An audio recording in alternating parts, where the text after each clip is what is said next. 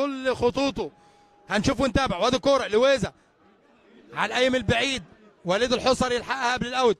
وليد بيرجعها مره ثانيه جوه الصندوق، ويطلع حارس المرمى وتقع من ايده. وادي حافظ خطيره والجون فاضي. يلا يا لويزا الكره تترد. احمد لويزا على الارض. ليه الدشه جوه الصندوق. خطيره صامويل يوسف، وعلى طول الكره متولي حافظ. متولي يحجز على كورته يا ولد العيب. متولي حافظ. وليد يلا يا وليد الحصري. وليد قريبه. الحمد لله على النقطه في ظل الاجواء ديت، في ظل التواجد الجماهيري بالكثافه اللي احنا شايفينها ديت. اعتقد ان النقطه هي مكسب احنا سعينا ليها الحقيقه، ويمكن طبقنا جزء من شغلنا في النواحي الدفاعيه وتمركزاتنا الدفاعيه، ولكن احنا ما طبقناش الشق الهجومي بتاعنا، ما كنا خارج الخدمه فيها. لكن الحمد لله على النقطه، يعني احنا حتى لو حاله هجوميه كويسه كان ممكن برضو نطلع بنقطه، فالحمد لله النقطه كويسه، خصوصا ان ما عندناش فرصه طول المباراه، ما فيش فرصه حقيقيه للتهديف لا هنا ولا هنا، فالنقطه كويسه الحمد لله، مرضيه بالنسبه لنا. المجموعه كلها تقيله، يعني خمس فرق محترمه، 5 فرق تقال. بتكلم حضرتك في اوائل مجموعات من اول الموسم، فالفرق كلها تقيله، الفرق كلها قويه، الدوره صعبه على الكل، على ال5 فرق يعني. اعتقد ان المنافسه هتظل موجوده لحد اخر مباراه يعني.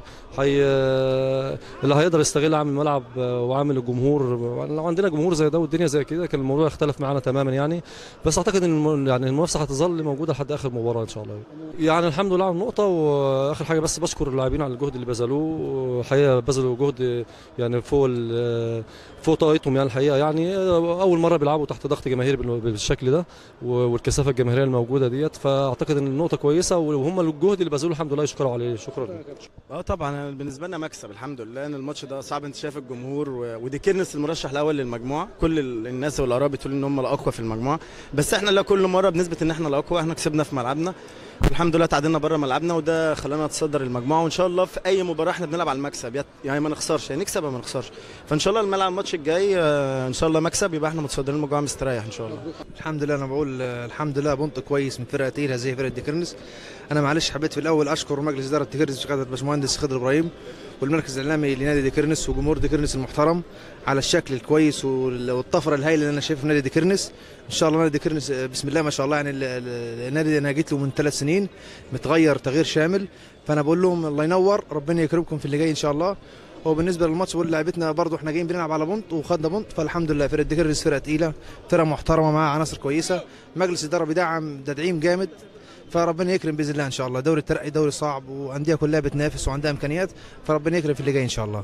والله احنا عاملين لائحه مكافآت كويسه، فربنا يكرم ان شاء الله. احنا مش هنقصر مع اللعيبه في اي حاجه، اللي احنا قايلينه هنعملوه. هيبقى في مكالمه مع السيد المحافظ ان شاء الله بعد الماتش على طول، وهو ممكن يطلع حاجه مجزيه، بس هو لسه ما بلغناش بحاجه. فان شاء الله احنا اللائحه اللي احنا عاملينها لائحه كويسه، مش هنتاخر مع اللعيبه في حاجه، في سبيل ان احنا نوصل للهدف بتاعنا، وهو الوصول للممتاز باذن الله ان شاء الله. الله يخليك. وانا للمره الاخيره بشكر جمهور ديكيرنس المحترم قبل مجلس الاداره، يعني الناس محترمين قابلونا احسن استقبال، فان شاء الله بنقول لهم ان شاء الله هتشرفونا في الماتش بتاعنا في مطروح، هتكونوا على الرحب وعلى الساعه، محافظه مطروح كلها هتنور بيكم باذن الله ان شاء الله. متشكرين. الحمد لله اولا ان اللعيبه كلها فرقتين طلعوا سلام الحمد لله. هارد لك لفرقه ديكيرنس، الحمد لله على البونت احنا راضيين بيه، حافظنا على تقدمنا الاول.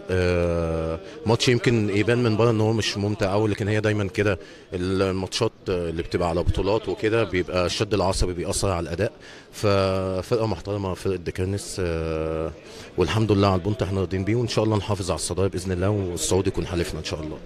والله بص، هو لسه المشوار طويل يعني، ما لسه احنا مركزين لغايه اخر دقيقه، ماتش ممكن يغير الحسابات، فاحنا كل ماتش بنبتدي كانه اول ماتش لينا في الترقي، فاحنا لو اتكلنا ان احنا 4 بونت واحنا الاول وكده لا، ما ممكن. انا فاكر كنا في سنه في الاولمبي في الترقي كان خلاص كله بيبارك لنا ان الاولمبي صعد، وخسرنا من سيس الليان وصعد دمنهورية، لغايه اخر دقيقه احنا مركزين، وان شاء الله نصعد باذن الله.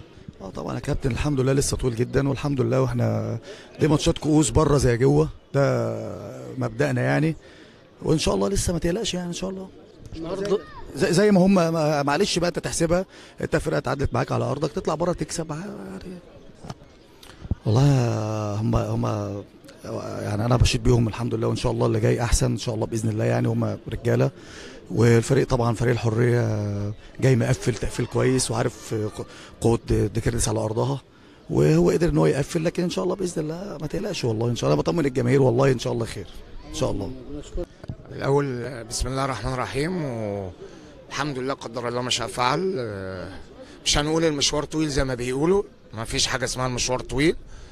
احنا خسرنا 2 بونت على ملعبنا، المطلوب مننا ان احنا نعوضها بره ملعبنا، وان شاء الله بدايه من الماتش الجاي هنحضر لده، لان تعادلت على ملعبك ربنا يكرمك لازم تكسب بره ملعبك عشان تعوض فرق البونتين اللي انت خسرتهم. فرقه الحريه فرقه محترمه، فرقه جت للهدف بتاعها وخدته اللي هو البونت. حاولنا على قد ما نقدر، لعبنا ب3 فراوده، زقنا طلب تحت ال3 الفراوده، طارق سعد معاهم، رامي قدري، نزلنا لويزا على قد ما نقدر، على قد ما نقدر حاولنا ان احنا نجيب جول، لكن هم ناس وصلت للي هم عاوزينه، متكتلين زياده عن اللازم، وده اللي احنا بنتكلم فيه. حاولنا من الاطراف، حاولنا من العمق، لكن التوفيق مش النهارده حالفنا.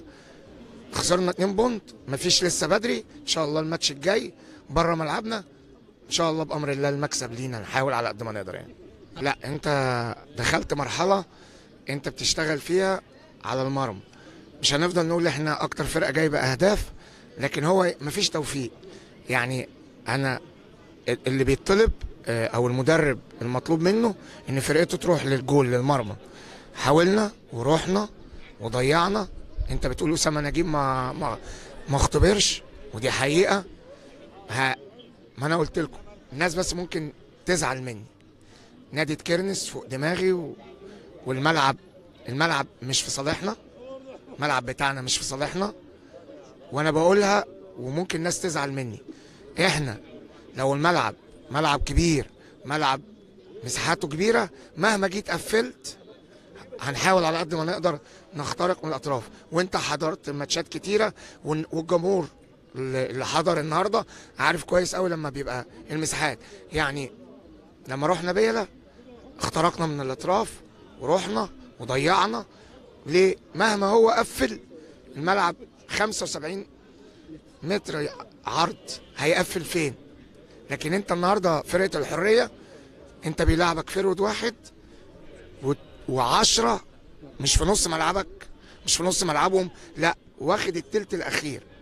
حاولنا مفيش توفيق، مفيش حاجه اسمها يأس، مفيش حاجه المشوار طويل، مفيش حاجه اسمها 6 ماتشات لسه، لا من الماتش الجاي ربنا يكرمنا نحاول نعوض ال2 بونت اللي خسرناهم على ملعبنا. نحاول برضو عشان حاجه برضو بنشكر الجمهور اللي حضر النهارده، جمهور محترم، جمهور دي كيرنس، هنقول له لازم تبقى مساند. احنا ده تاني ماتش، ربنا يكرمنا بره ان شاء الله نكسب الماتش بتاع بره، يبقى احنا عوضنا البونتين هنا، وبشكرهم على حضورهم، وان شاء الله نفرحهم ان شاء الله. لسه الاماني ممكنه، هكذا رددت جماهير نادي دي كيرنس الرياضي رغم تعادل فريقها امام ضيفه فريق الحريه، ليخسر الفريق نقطتين هامتين في مشوار الصعود الى دوره الترقي. رصد لكم هذا التقرير مدير التصوير صلاح الزغبي، تعليق العرب الأشموني، والبث المباشر أحمد أمين، وكان معكم محمود خالد للمركز الإعلامي بنادي دي كيرنس الرياضي.